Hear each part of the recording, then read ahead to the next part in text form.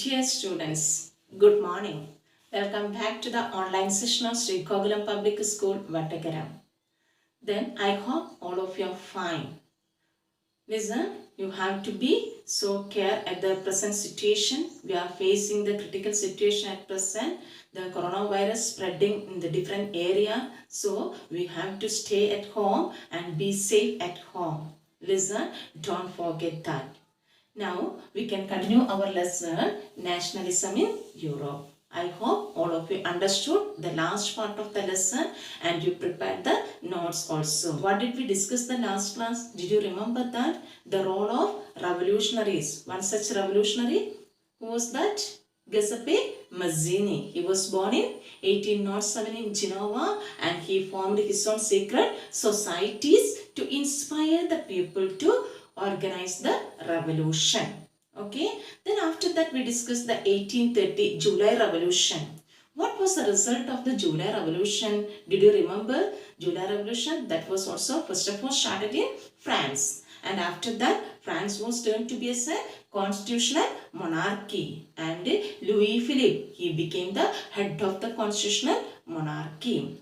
Then we discussed the role of romanticism for creating the national feelings. Listen, romanticism, it's a cultural movement. Listen, like the folklore, folk songs, folk culture and the vernacular languages. With the example we discussed the Polish language, they used as a weapon to fight against the dominance of the Russian power. Do you remember that? Okay, now let me to continue the next part of this lesson, that was hunger, hardship and popular revolt. In 1830s, all over Europe, they faced a critical situation. We know now we are going to face the economic crisis due to the spread of the coronavirus. The same way, 1830 in Europe, the people they faced the crisis. Listen, then what were the reasons for that crisis that we wanted to discuss here today's class. First of all, please listen. Then here in 1830, the population of Europe increased. We know when the population increased, what happened? Automatically the demand for food grains also increased. But then as per increasing the food grains, the production did not increase. So the prices of food grains also increased. So the people, they were not able to meet the needs and they became so hungry. Listen, and this hunger that led to the hardship and the hardship that led to the popular revolt. Listen, let me to discuss once again what were the causes of the hunger and hardship and the popular revolt in Europe in 1830. First of all, increasing population. Second reason, unemployment. When the population increased, that led to what also? The unemployment. The number of job seekers, they increased, but the opportunities very less only. Clear it? Then another reason, migration from rural areas to the cities. Due to industrialization, more and more job opportunities that were created in cities. So, when the rural peoples, they heard about the job opportunities in the city, they migrated from where? From rural to the cities. Listen, that also caused for creating the problems. And the cities, the slums were overcrowded, not getting the good sanitation facilities. All this created lot of troubles to the people. Listen, another reason, stiff competition in the market. We know due to industrialization, then more and more goods produced, especially in England, and that were imported to the different countries, especially in the field of cotton textiles. So, what did the people face there? They were not getting the sufficient demand for their own goods. Listen, then handmade goods were so expensive. Listen, so what did they do there? Instead of buying these goods, they started to buy the machine made goods. That also caused for wars, the hunger, hardship and popular revolt. At the same time, we know that then the aristocracy, they had more power in Europe. The peasants, they were forced to work under the aristocracy. They did not enjoy any freedom. That also created lot of troubles among the peasants. Okay, they wanted to pay the high rents to the landlords. Okay, then all this created lot of troubles. The same time the prices of food grains also increased. We know then the people were not able to buy the food grains with the high prices. This led to widespread pauperism and then to the revolt. Clear? Understood? And please see the chart. The causes of hunger and hardship in Europe, and this hunger and hardship that led to the popular revolt. Did you understand this? Okay. Then can we start the next part? Okay. Next we have to discuss the peasants' uprisings. We discussed that the peasants were working under the landlords. So they also organized the revolutionary activities. Then in 1848, the peasants they faced the shortage of food grains. This led to the widespread unemployment. Listen, they were facing the shortage of food grains. The same time they faced the unemployment also. Listen, not getting the sufficient job opportunities. And then so the peasants they started the revolutionary activities, and then because of this revolution organized by the peasant Louis Philippe. Did you remember who was Louis Philippe? He was the head of the constitutional monarchy in France. Listen, he was forced to flee from France. Again in France the problem created, and then after that 1848 France declared as a republic. They got the right to work. The National Assembly they provided right to work to the people, as well as the national workshops were set up. For what purpose? To provide the employment opportunities to everyone. We know that one of the major problem faced by the people, that was the unemployment. To overcome that situation, the National Assembly they started the national workshop. Did you clear this? Please see the chart. Listen, next we have to discuss then such like revolutionary activities organized by the weavers also. The weavers of Silesia. Then Silesian village, the people or the weavers, they organized the revolt against the contractors. Why? Because the contractors, they exploited the miserable conditions of the weavers. Listen, then they supplied the raw materials to the weavers, and the weavers they wanted to produce the goods or cotton clothes for whom? To the contractors. But at the same time the contractors they were not ready to give the good prices for the goods. Because of this reason, their miseries increased. So they organized the revolt against the contractors. One of the journalists, then Wilhelm Wolff, he described the events of Silesia like this. In Silesia, total 18,000 inhabitants, and majority of the people, they were the weavers. Listen, majority of the Silesian people or the population, they were weavers. And the misery of the weavers that was exploited by the contractors, and the contractors, they tried to reduce the prices of the goods. Listen, then so the weavers organized the revolt against the contractors. Now we want to discuss the outcome of the revolt or the results of the revolt. Okay, what happened after this revolt? Did the weavers get the freedom?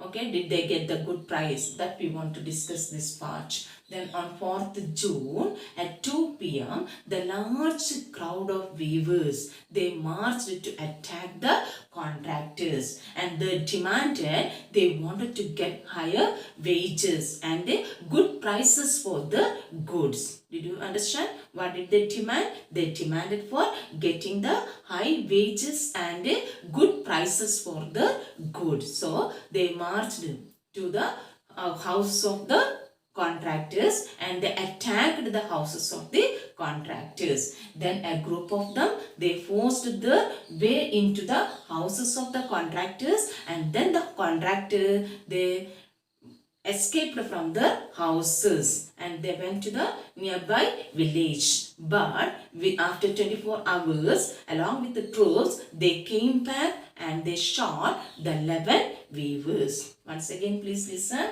What were the results of the Citation Weavers upheaval. The first one on 4th June at 2 p.m. A large crowd or a group of people or the weavers, they attacked whom? The contractors. And what were the demand? They demanded for higher wages and then good prices for the goods. And they were treated with the scorn and threats.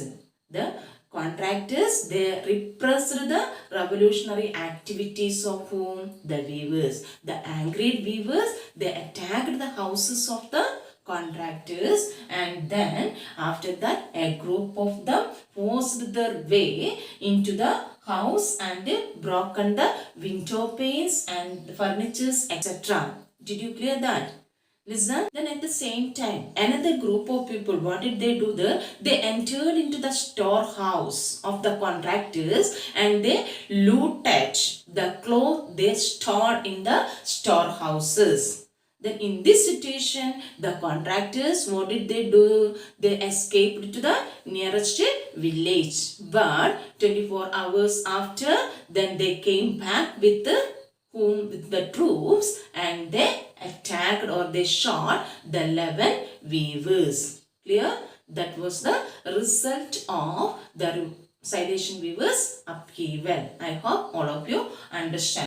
Next we have to discuss 1848, the revolution organized by the liberals. Okay.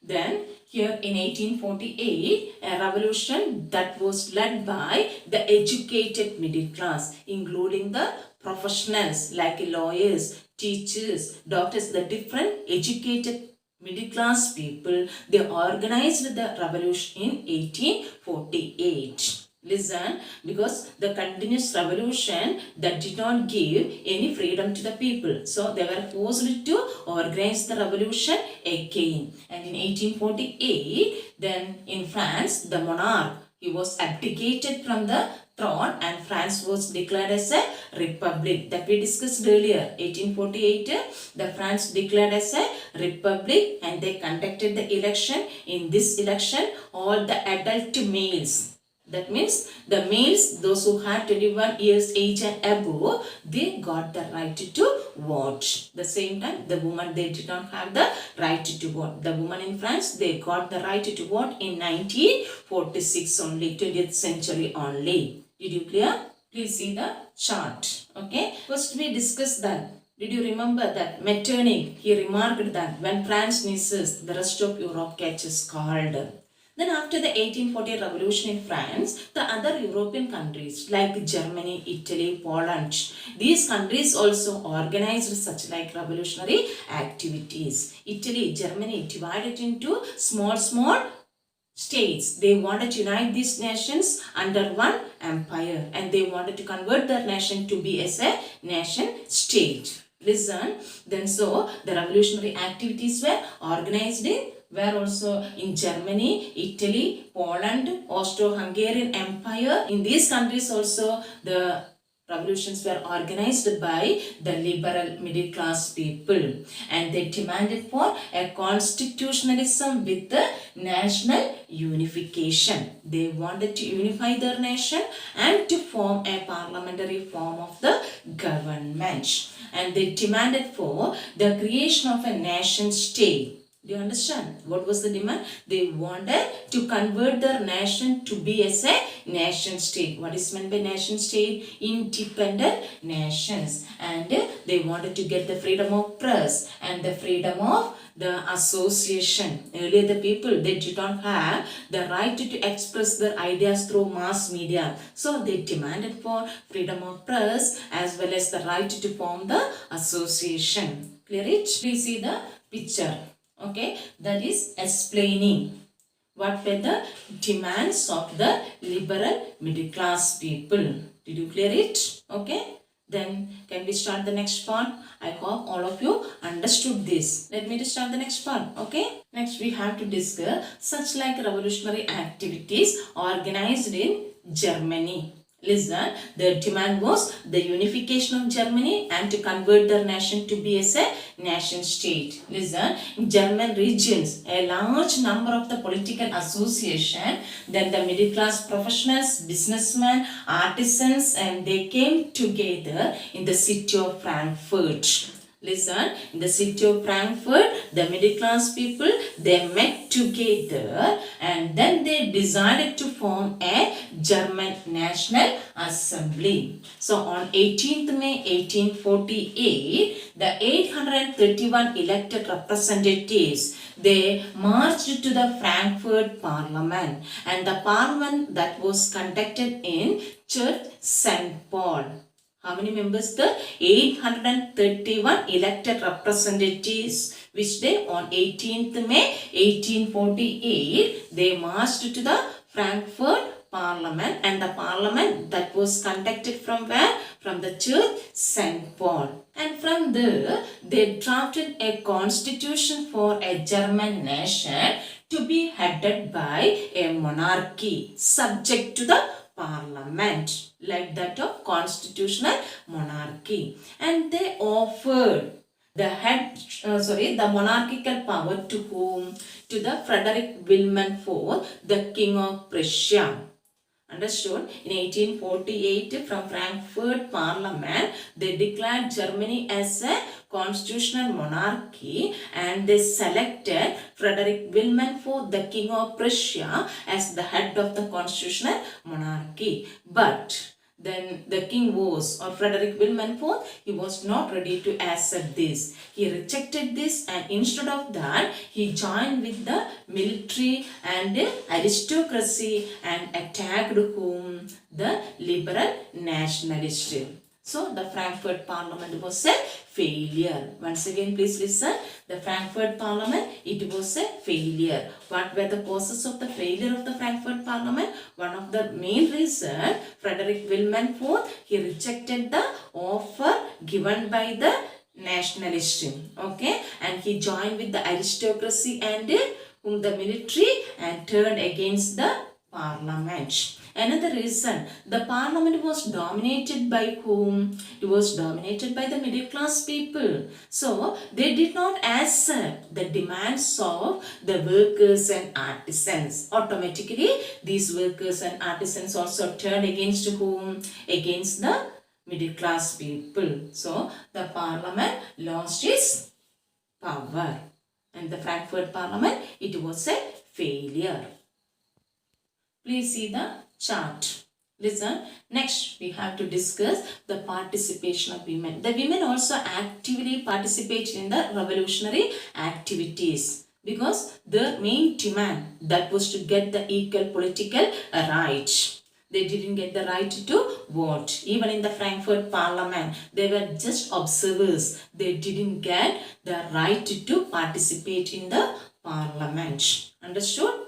Okay, so then they formed their own political club, they founded the newspapers and organized the revolutionary activities. Correct? Here, most of the European countries were under the control of the conservatives. Did you remember what is meant by conservatives? Conservatives means those who believed in the old order or monarchical power. But here, during this period in 1848, the conservatives, they were also forced to introduce certain reforms because they realized if they were following the same situation of the earlier, then the continuous revolution occurring. And this revolution that caused for the destruction of the power of the conservatives. So they decided to introduce certain changes or decided to introduce certain reforms. Then after 1848, the autocratic monarchies of Sunderland, then Eastern Europe, they introduced many changes. Listen, for what purpose? Then to get more support from the people. Otherwise, the people organizing the revolt. Now, what were the reforms they introduced? Please listen. The serfdom and the bonded labor that were abolished in the Habsburg and dominions and in Russia. The serfdom and the bonded labor. Peasants were forced to work under the landlords. That was abolished. And the Habsburg rulers, they granted more autonomy to the Hungarians. Hungary, that was under the control of the whom under the control of Habsburg Empire. In 1867, the Hungarians, they got certain freedom. Okay, these were some of the changes introduced by the conservatives. I hope all of you understood up to here. Now please see this. What did we learn today? The first part, we discussed what the hunger, hardship and popular revolt and the causes of the hunger, hardship and popular revolt. Second, we discussed the uprisings or the revolt organized by the peasants. Then we discussed the Silesian weavers upheaval. Did you understand? I hope all of you understood. Next part, we discussed the 1848 revolution and the Frankfurt Parliament, participation of the women in the revolution and reforms introduced by the conservatives. Listen, I hope all of you understood. Once again, I am asking you that please, if you didn't understand, please call me and then clear the doubt. Okay, then don't forget to complete the note. I will send the questions along with this. Please prepare the notes, read the textbook thoroughly and refer these points and complete the notes. And please next week, then I will conduct the class test also. So you have to be ready for writing the class test. Don't forget that. Okay, listen. Did you understand?